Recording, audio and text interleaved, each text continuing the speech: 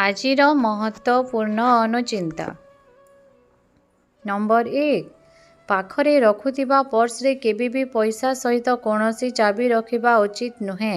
ଏହା ଅଶୁଭ ହୋଇଥାଏ ଏବଂ ଅର୍ଥହାନିର ସମ୍ମୁଖୀନ ହେବାକୁ ପଡ଼ିଥାଏ। ନମ୍ବର 2, ଶୋଇବା ସମୟରେ କେବେ ବି ମୁଣ୍ଡ ଉପରେ ପର୍ସ ରଖି ଶୋଇବା ଉଚିତ ନୁହେଁ।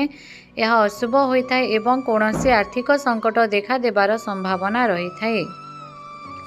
ନମ୍ବର 3, ଗୋଟିଏ ଓସ୍ତପତ୍ରକୁ ଗଙ୍ଗା ଜଳରେ ଧୋଇ ସେଥିରେ କୁଙ୍କୁମରେ ଶ୍ରୀ ଲେଖି ପର୍ସରେ ରଖିବା ଦ୍ୱାରା ଶୁଭ ଏବଂ ମଙ୍ଗଳକାରୀ ହୋଇଥାଏ। ନମ୍ବର 4, ମହାଦେବଙ୍କୁ ପୂଜା କରିବା ସମୟରେ ଅକ୍ଷତ ଅର୍ପଣ କରିବା ଦ୍ୱାରା ଅତ୍ୟନ୍ତ କଲ୍ୟାଣକାରୀ ହୋଇଥାଏ। ତା ସହିତ ଅକାଳ ମୃତ୍ୟୁ ଦୂର ହୋଇଥାଏ ଏବଂ ମନି ପର୍ସରେ ଅକ୍ଷତ ରଖିବା ଦ୍ୱାରା ଶୁଭ ହୋଇଥାଏ। ନମ୍ବର 5, ଯଦି କୌଣସି ଦିନ ହଳଦୀ ଲାଗିଥିବା ଟଙ୍କା କିମ୍ବା ପଇସା ମିଳିଯାଏ ତେବେ ଶୁଭ ହୋଇଥାଏ ଏବଂ ଏହାକୁ ଖର୍ଚ୍ଚ ନ କରି ପର୍ସରେ ରଖିବା ଦ୍ୱାରା ଆର୍ଥିକ ସ୍ଥିତି ମଜବୁତ ହୋଇଥାଏ। ନମ୍ବର 6, ମନି ପର୍ସରେ କେବେ ବି ବ୍ଲେଡ୍ କିମ୍ବା ଲୁହା ଜିନିଷ ରଖିବା ଉଚିତ ନୁହେଁ। ଏହା ଅଶୁଭ ହୋଇଥାଏ ଏବଂ ଗୋମତୀ ଚକ୍ର ପର୍ସରେ ରଖିବା ଦ୍ୱାରା ଶୁଭ ଫଳ ପ୍ରାପ୍ତି ହୋଇଥାଏ। ନମ୍ବର 7, ଠାକୁର ଘରେ ଶ୍ରୀଯନ୍ତ୍ର ରଖିବା ଉଚିତ। ଏହା ଅତ୍ୟନ୍ତ କଲ୍ୟାଣକାରୀ ହୋଇଥାଏ ଏବଂ ଶ୍ରୀଯନ୍ତ୍ର ପୂଜା କରିବା ଦ୍ୱାରା ଘରେ ଧନର ଅଭାବ ଦୂର ହୋଇଥାଏ। ନମ୍ବର 8, ଘରେ କେବେ ବି କଳି ଝଗଡ଼ା କରିବା, ରାଗିବା କିମ୍ବା କ୍ରନ୍ଦନ କରିବା ଉଚିତ ନୁହେଁ। ଏହାଦ୍ୱାରା ଅମଙ୍ଗଳକାରୀ ହେବା ସହିତ ଆର୍ଥିକ ସମୃଦ୍ଧି ନଷ୍ଟ ହୋଇଥାଏ। ନମ୍ବର 9, ସକାଳୁ ମୁହଁ ନ ଧୋଇ ଚା କିମ୍ବା ପାଣି ପିଇବା ଉଚିତ ନୁହେଁ ଏବଂ ଅଇଁଠା ମୁହଁରେ ଅଗ୍ନି ସ୍ପର୍ଶ କରିବା କିମ୍ବା ଜଳାଇବା ଅନୁଚିତ। ଏହା ଅମଙ୍ଗଳକାରୀ ହୋଇଥାଏ। ନମ୍ବର 10, ଠାକୁର ଘରେ ଦକ୍ଷିଣବର୍ତ୍ତୀ ଶଙ୍ଖ ରଖିବା ଦ୍ୱାରା ଅତ୍ୟନ୍ତ ଶୁଭ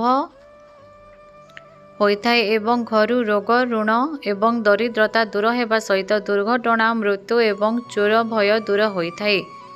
ନମ୍ବର 11, ପ୍ରତ୍ୟେକ ଗୁରୁବାର ଦିନ ତୁଳସୀ ଗଛ ମୂଳରେ କ୍ଷୀର ଅର୍ପଣ କରିବା ଦ୍ୱାରା ଅତ୍ୟନ୍ତ ମଙ୍ଗଳକାରୀ ହୋଇଥାଏ ଏବଂ ଘରେ ଆର୍ଥିକ ସମସ୍ୟା ଶୀଘ୍ର ଦୂର ହୋଇଥାଏ। ନମ୍ବର 12, ଘରେ ପୂଜା କରିବା ସମୟରେ କର୍ପୂର ଜଳାଇବା ଦ୍ୱାରା ଶୁଭ ହୋଇଥାଏ ଏବଂ ସନ୍ଧ୍ୟା ସମୟରେ ସୋରିଷ ତେଲରେ ଦୀପରେ ଲବଙ୍ଗ ପକାଇ ପ୍ରଜ୍ୱଳନ କରିବା ଶୁଭ ଏବଂ ମଙ୍ଗଳକାରୀ ହୋଇଥାଏ। ନମ୍ବର 13, ଘରେ ଯଦି ଅର୍ଥ ଅଭାବ ଦେଖାଦେଇଥାଏ କିମ୍ବା କୌଣସି ରୋଜଗାରର ବାଟ ମିଳୁନଥାଏ ତେବେ ମିଠା ଅନ୍ନ ପ୍ରସ୍ତୁତ କରି କାଉକୁ ଖାଇବାକୁ ଦେବା ଦ୍ୱାରା ଶୁଭ ହୋଇଥାଏ ଏବଂ ଶୀଘ୍ର ରୋଜଗାରର ବାଟ ଖୋଲିଥାଏ। ନମ୍ବର 14, ପୂଜାରେ ଠାକୁରଙ୍କୁ ଅକ୍ଷତ ଅର୍ପଣ କରିବା ସମୟରେ ଅକ୍ଷତ କେବେ ବି ଖଣ୍ଡିତ ହେବା ଅର୍ଥାତ୍ ଭଙ୍ଗା ଚାଉଳ ହେବା ଉଚିତ ନୁହେଁ। ଏହାଦ୍ୱାରା ଘରେ ଧନଲାଭ ହେବାରେ ସମସ୍ୟା ଦେଖାଦେଇଥାଏ। ନମ୍ବର 15, ଘରେ କେବେ ବି କୌଣସି ପକ୍ଷୀଙ୍କର ଅଣ୍ଡା ପଡ଼ି ଭାଙ୍ଗିବା ଉଚିତ ନୁହେଁ। ଏହା ଅଶୁଭ ଏବଂ ଅମଙ୍ଗଳକାରୀ ହେବା ସହିତ ନିକଟରେ ଆର୍ଥିକ ସଙ୍କଟ ଦେଖାଦେବାର ସଂକେତ ଦେଇଥାଏ। ଧନ୍ୟବାଦ ଦର୍ଶକ ବନ୍ଧୁ, ଭିଡ଼ିଓଟିକୁ ଶେଷ ଯାଏଁ ଦେଖିଥିବାରୁ। ଜୟ ଜଗନ୍ନାଥ।